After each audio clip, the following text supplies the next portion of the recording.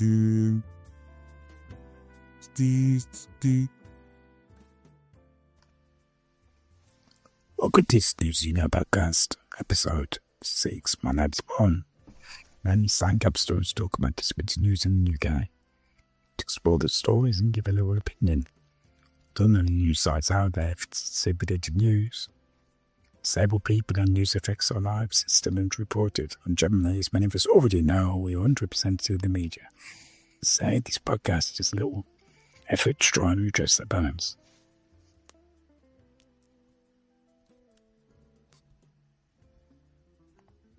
So, first story is from The Guardian. Welfare Bill passes final reading as 47 Labour MPs rebelled despite further concessions.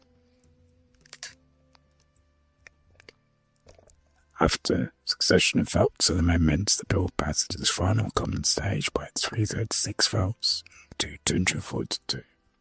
The government's welfare bill will become law after passing its third reading, but 47 Labour MPs still rebelled despite a series of concessions. After a succession of votes and amendments, all of which were defeated, the bill passed its final common stage by 336 to 242. The rebellion of Labour MPs was only slightly below the 49 who opposed it. At the second reading last week, where Keir Starmer has been forced to dramatically abandon the bill's central plank of deep cuts to personal independence payments people to get it through. The bulk of the rebels on Wednesday were from the broad left of the party. All MPs who had submitted or signed amendments. Earlier, this made another concession to the bill over an amendment tabled by Labour MP Maria Tidball in an attempt to enshrine safeguards for disabled people. Tidball's amendment called for serious protections, including that future changes to the personal independence payment be produced with disabled people and experts. That the government to meet clear summer consultation before new eligibility rules for people are applied to new claimants, and that measurement targets be set. Those measurement targets be set to close this disability employment gap.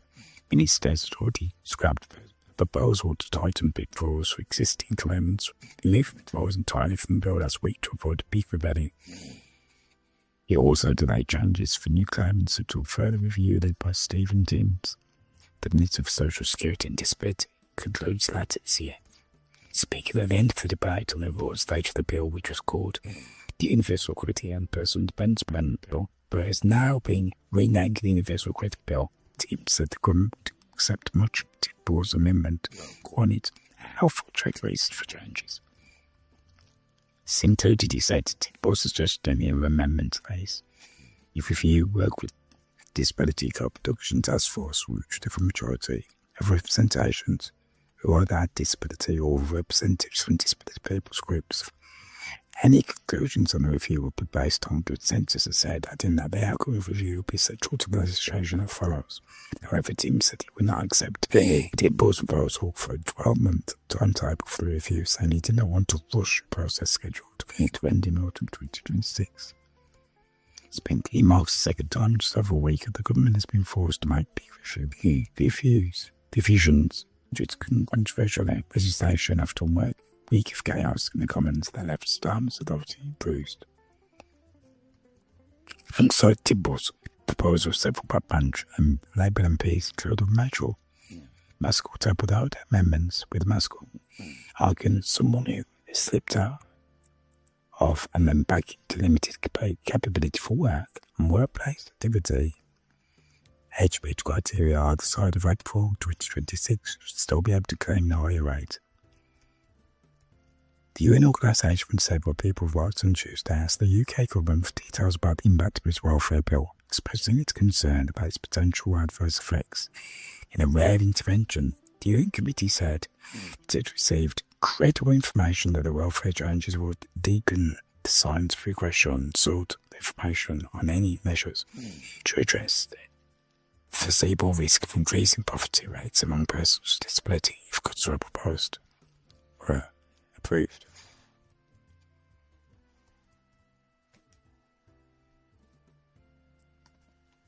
Well, as I said in previous episodes, further welfare bill would go through.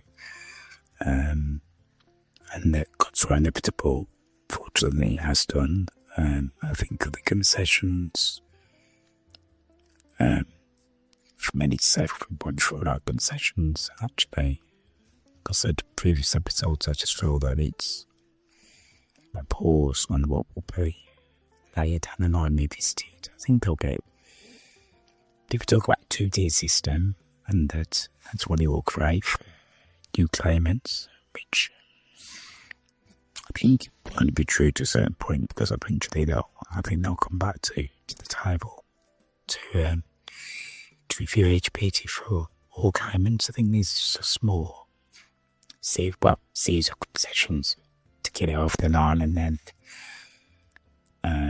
particularly if the economy doesn't recover in the next 18 to 24 months, I think the same arguments about they need to cut the welfare bill will come back, and I think the plans that they've shelved will be visited, and I think they'll force them through some shared reform, and then I think whoever's in power, even if we get to the end of Labour's cycle, I think certainly if we don't see more attempts by this Labour administration, then certainly the next government, whether that is in 5 years' time, will definitely revisit this, unfortunately. In terms of the recommendations, I mean, the work on further consultation with disabled people and task force, we've heard all this before, it's been new. And there's one thing consulting with disabled people, there's another thing listening to them, and then quite under bringing in legislation that actually looks like what said people are asking for, because the amount of times that we consulted in the past key legislation, and then the bills that come through are watered down versions of what a lot of disabled people said were essential. So we'll see. Fortunately, they'll go through, and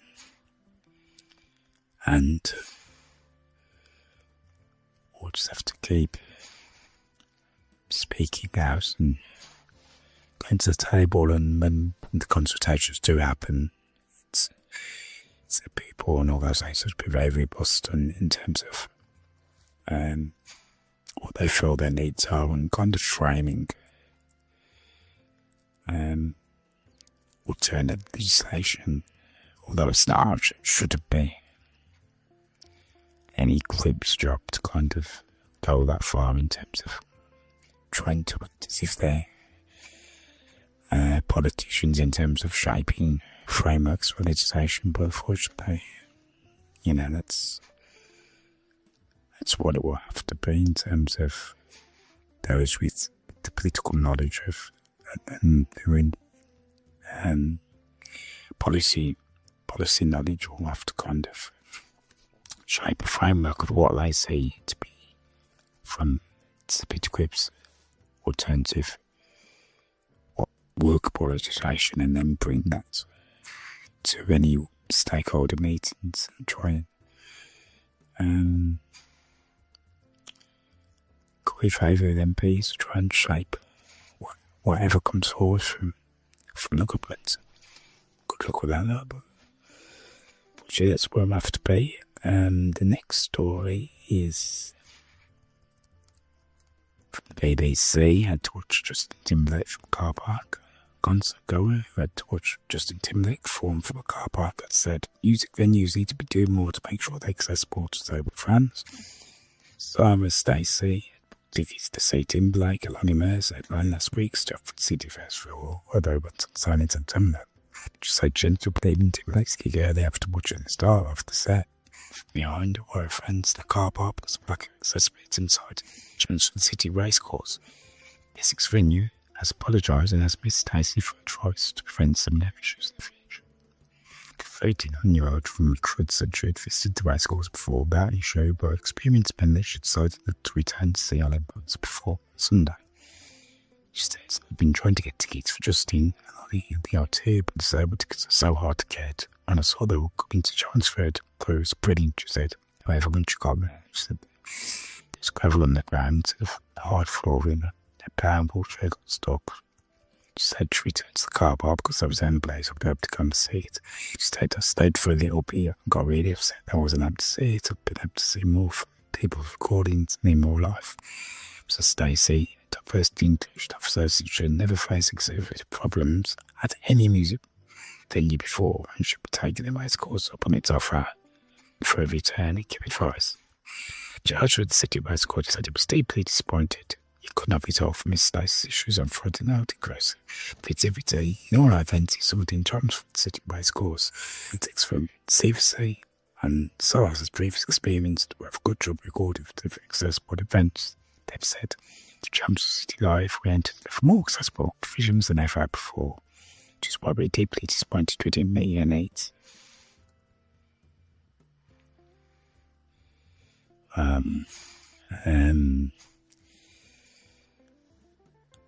Suppose can only really respond by saying that it's disappointing that in 2025, some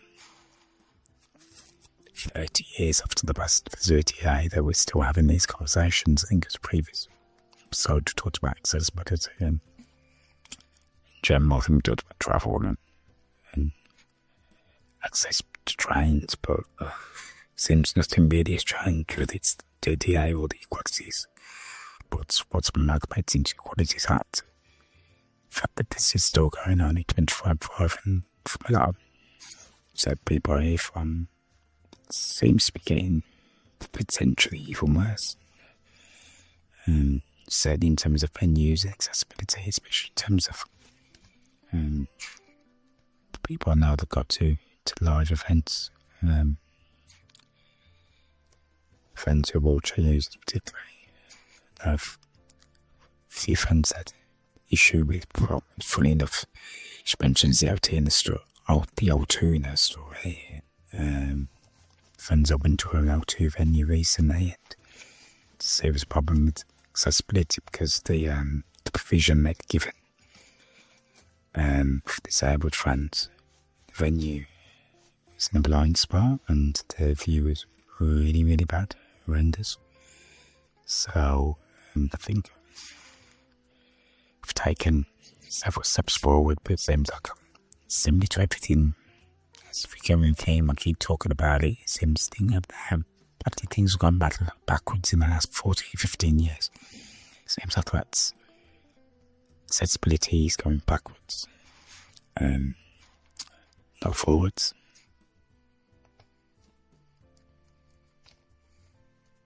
Story, it came from the BBC, and it's Greg Wallace raises backlash of rules and defence from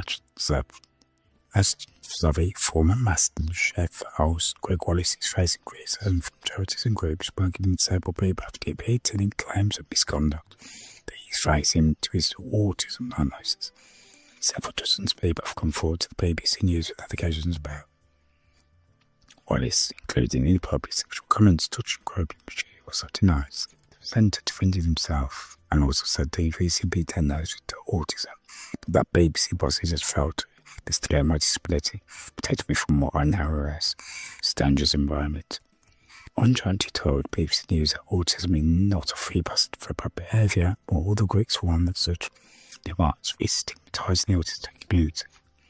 Wallace has been sacked as Master host and report to the accusations he expects to be surely, so that he's cleared him from most serious sensational allegations.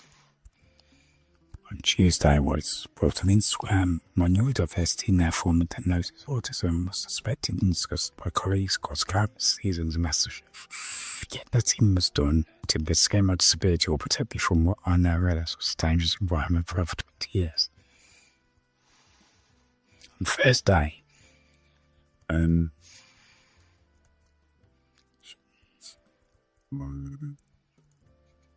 Telegraph reported on Thursday that he plans to sue the BBC and the makers of MasterChef for discrimination on the grounds of his autism following his sacking.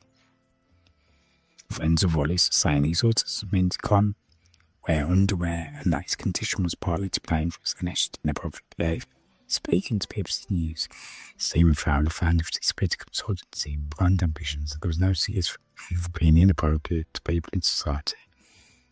Wages at areas from use or to excuse to beg in whatever way we like. A Commons record by Emily Banks, founder of the University of Training body, and to be clear, the opinion of statistic is never excused for misconduct. It does not absolve anyone of responsibility. It certainly doesn't mean you can't tell the difference between right and wrong. Dan Hammy Sue went to travelling university in business, and he seems autistic. People like him may miss social too sometimes. Autism bizarre. Retrieve us for bad behaviour. Comments like these stigmatise us and what I think do focus on our community. Last year, the charity ambitious about organising autism dropped Wallace as an ambassador in the work for regional claims against him. The comments have also sparked debate online and may find it. I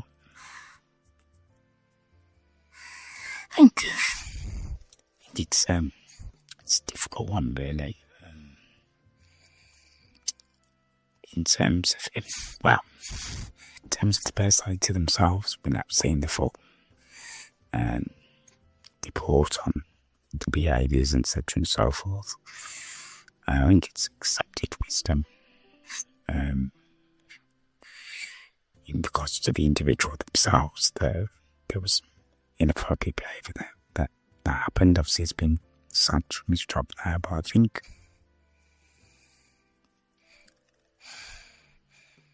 obviously the stigma argument, I hear the stigma argument about this.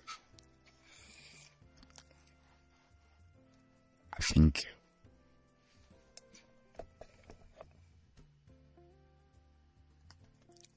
making purports statements such as autism don't give you free pass, obviously in general that's true, but I think it's very, very difficult because it's got to be nuanced. It's argument, but obviously because it's a popular figure and because he's in a high ranking role, and as the individual obviously has to have a level of accountability.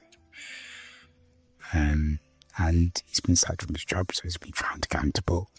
Knowing the individual and knowing exactly this now is pinning, you can't really say how his specific diagnosis affected him.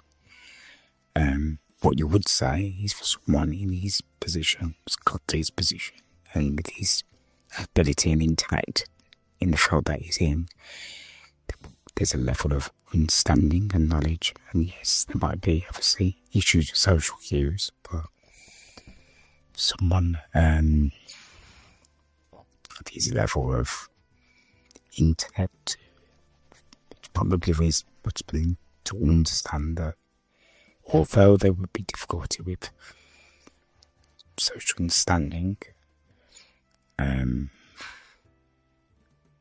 probably enough level of understanding to know that the things he's accused of true, and we don't know the full ins and outs of the report. We know there was very serious allegations, but it's been, from what I can surmise, the more serious allegations have been unproved, so you would err on the side of saying that he has to have a level of understanding. However, when you take it into broad terms and say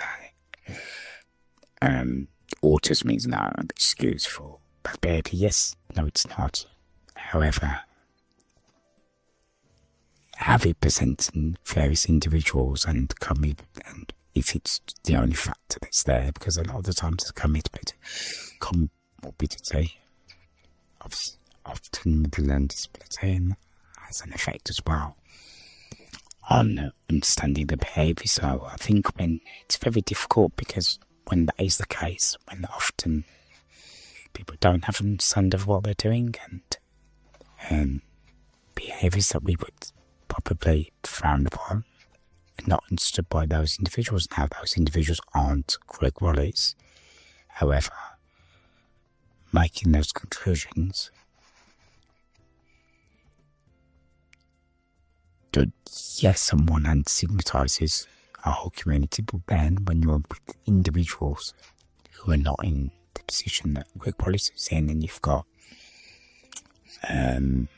say for instance, the one we just talked about, then the same people that will argue that they need understanding, the same people now they're saying, autism is not an excuse for behaviour, which isn't, but however, you need to back in more nuanced argument. I think people would have been better for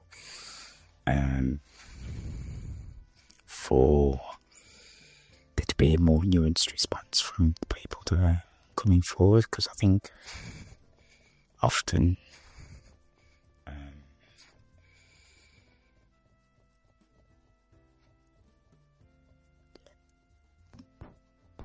when there's a comorbidity, then there's an issue of understanding there. So in those instances, and we know how people will react to things, because now they'll be saying, well, next time they come across life and got an issue where there is a instant with the individual that has less awareness and less capacity than, say for instance, or understanding the special care than this individual, then the message will be the latest high-profile, for instance, or autism is an excuse, because when it was Greg Wallace and he said that he could be his autism, then all these campaigners were saying it's not an excuse. Now, in this other instance, it is. So I think it's been more nuanced debate. That's not me trying to get this individual, give this individual pass, because I think in this instance, obviously, it's been considered through causes, and it's been found guilty of some misdemeanors, but I think the message going forward, as a general blanket one, needs to be more nuanced, because in terms of for other individuals that might not be the position of Greg Wallace, I think it's going to work both ways, and then in the climate, as I've said before in the previous story, where disabled people do feel demonised, and a lot of the times their issues aren't taken seriously, and we're being accused of being scroungers and making things up and wanting a quote-unquote easy life. I think making knee-jerk reactions like this, I think there could have been a more nuanced statement, for instance, to say, well, in this instance, Mr. Wallace has been found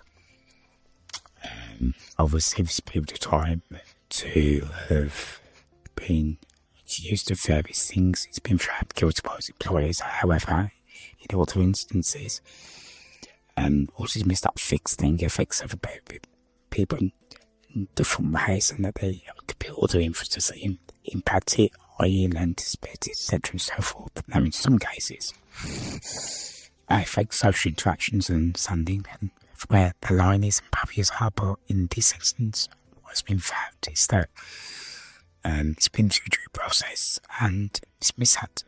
To make blanket statements, I think I get why they've said that, but I think it's one of these ones where it can always be misconstrued. Now, going back to Greg Wallace, I mean, the quote from saying that his friends saying that you can't wear underwear, etc. and so forth, and it could be partly to blame for his alleged inappropriate behaviour.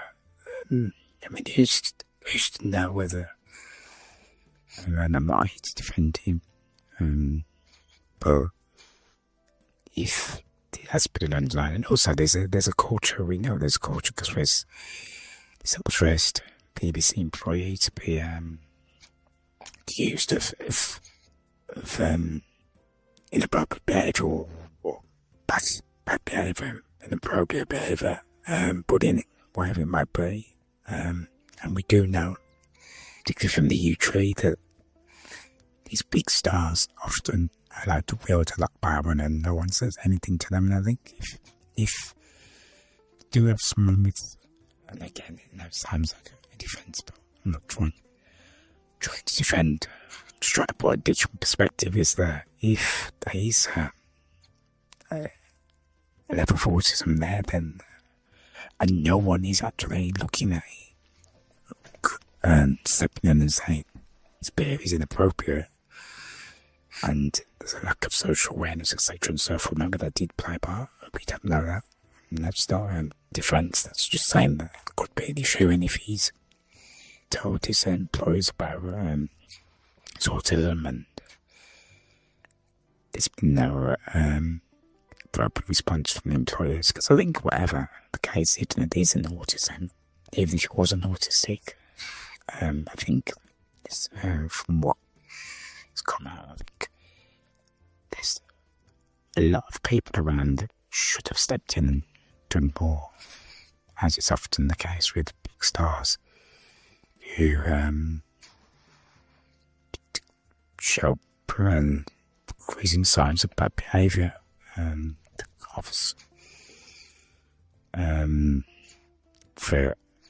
They often allowed to cross the line several times without, over a period of time, without people stepping in to correct them, because they're seen as big stars, and the show can't go on without them. I think that culture in celebrity circles and showbiz, quote-unquote showbiz, needs to be corrected as well. And I think this is what happens with when you don't have those things in place. But I think, again, it's different qualities, but I think the message from individuals speaking out on behalf of organisations needs to be a bit more nuanced, because I think outside of him, as an isolated team, there are instances where autism, melting, etc. and so forth can affect people's social responses to situations, and mean that some of their behaviour may be seen a lot of the time as maybe inappropriate, whatever that might be. But I think in terms of the overall collective, I think things like this come without need knee-jerk kind of statements. I don't get why there was a knee-jerk statement, because it does seem like it is a celebrity that's using impairment as an excuse, and I get it. But I think in the interests of individuals where there is a reason for the diagnosis, is a reason for behaviour that might be seen as inappropriate, I think this doesn't help for the overall collective. The stories from The Guardian, and it's growing news. So I'm disabled, in danger if there's no meaning, says Badenoch. And Mrs. Toy by leader uses speech to criticise size of welfare state to call for restrictions on disability benefits. Leader for Conservatives, Kemi Badenoch, said she does not believe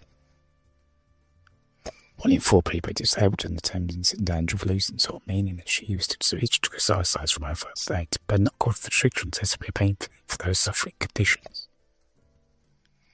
including food intolerances, anxiety, and mild depression. She planned a speech at the Centre for Social Justice a week after case time by government scale back. The extent of its cuts to disability benefits in the phrase for huge fall from backbench Labour MPs and disability rights groups. Backlash continues, with charities saying huge swathes of severely disabled people affected by planned universal credit cuts.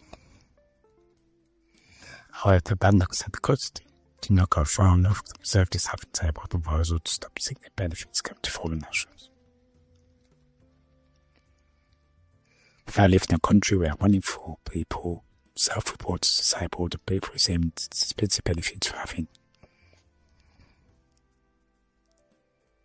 tennis elbow, I know some may disagree with me, but I do not believe that 1 in 4 to be disabled without the term losing or me. Said Britain clearly cannot afford sport. 1 in 4 disabled people.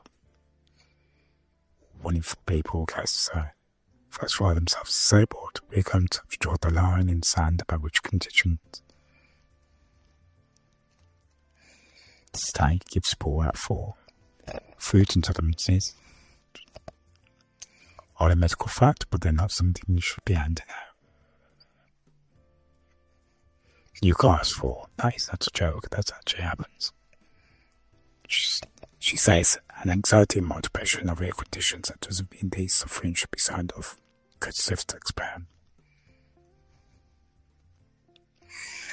Bednar's claims appear to be based on the recent information of parliamentary questions by NHS states, which they see sure intolerance as a condition and that qualified somebody for multiply paid by personal independence payments people, but the numbers involved extreme sport. Because certainly it also such all that young people do not appreciate the value of work and stress. The UK needs to get a stronger work ethic. You need to come out, get a job, look after yourself, look after your family. It should be the default position. Said the Centre for Social Justice think tank had published reports that restricting disability benefits for some conditions would save $9 billion, which would be used to fund better treatment for people with mental health difficulties.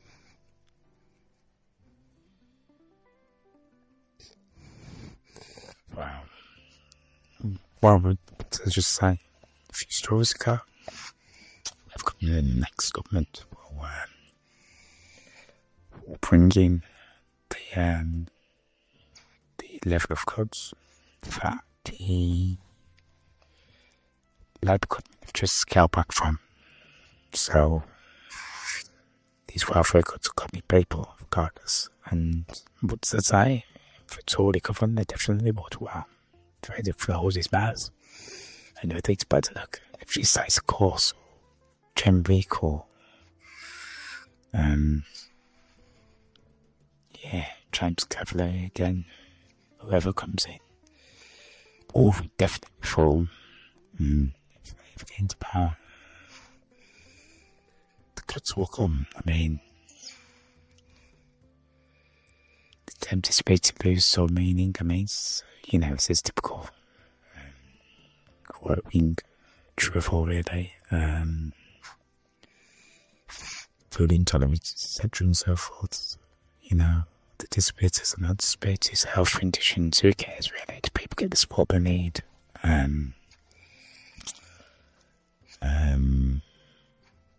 Depression. I mean, why is more depression? Depression is depression, and obviously there's levels to people. Those individuals obviously have mental health team, and obviously have a GP that's active, that's obviously making that call. Politicians aren't doctors, and they can. I'll go back to what I said in the earlier story. Till we get a system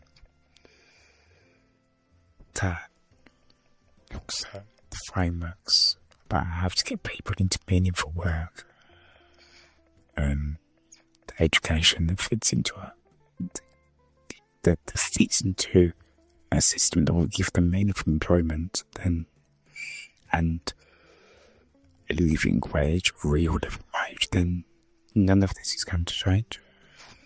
The fact that we've got my step on, the fact that wages have been stagnant over those 15 years, the fact that the cost of living is gone up, the fact that if you're a young person, if you go to university, you should get a job.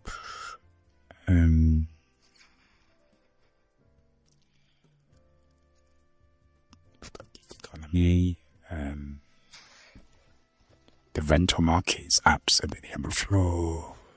It's, before you even think about the chances of young people getting the property ladder themselves, it's absolutely ridiculous. So what do you expect when you've got race to the bottom? You're going to have, even people who do work, they're going to work themselves into an adequate health problems, etc. and so forth, mental health problems. And the goods we do have to economy.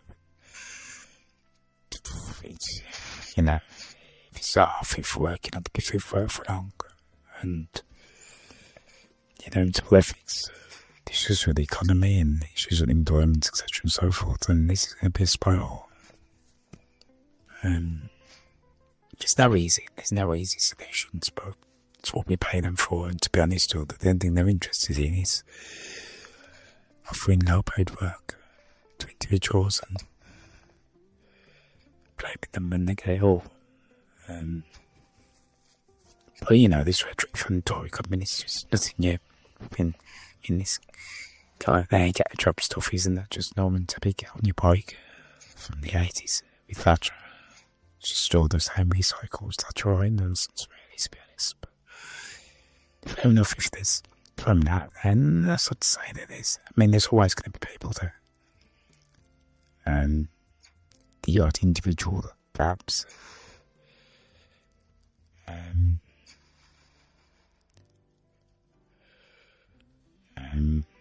Doesn't have to start to work, but it's life. There's plenty of people in jobs and don't necessarily have to decide to work. So I don't know. I just think that the vast majority of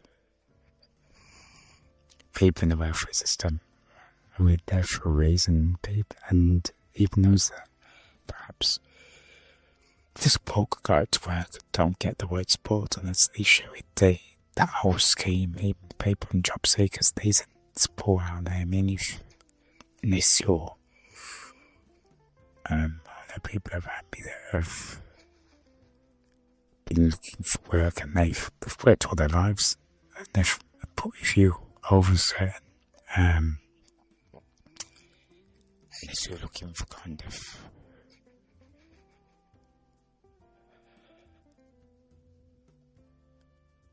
certain type of work. Say for instance, if you're a graduate looking for a graduate type job, then DWP and schemes that surround them now not really going to help you find employment. They're not there for that. Therefore, entry level, basically entry level jobs, they can help support you to get those potentially. But anything above that, anything at graduate level and above, say for instance you've made redundant to 20-30 years and you're in a manager level and above, that it's not going to help you retraining, get another job. So I mean, even those instances, it's some fit for purpose for people that have got work history. And the argument will be, well, you've got the ability to look for yourself and support yourself, but it's not what the system should be there for. It should be there to everybody in it. I'm not going to say about the flex, but they say, I don't know, system works for everybody. Because system works for nobody, so, you can make it pay to work. So, anyway, and to listen.